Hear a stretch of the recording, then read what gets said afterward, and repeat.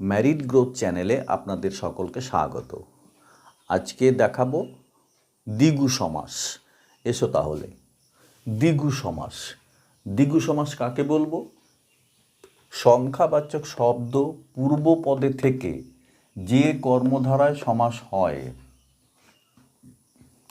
এবং সমাহার অনেক কিছু একসঙ্গে অর্থাৎ এককালে অনেক বন্ধুর সমাবেশ বোঝায়, সেই সমাসকে দ্বিগু সমাস বলে।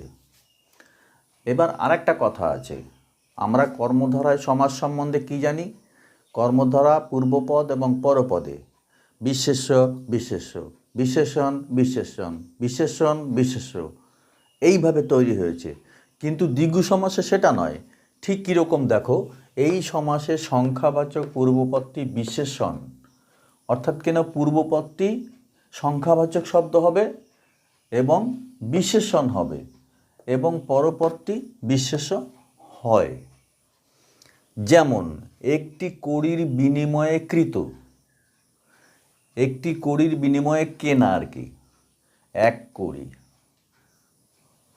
পাঁচটি কড়ির বিনিময়ে কৃত, পাঁচ কড়ি। দ্বিগু সমাসে প্রায় সমাহার বা অনেক বন্ধুর সমাবেশ বোঝায়।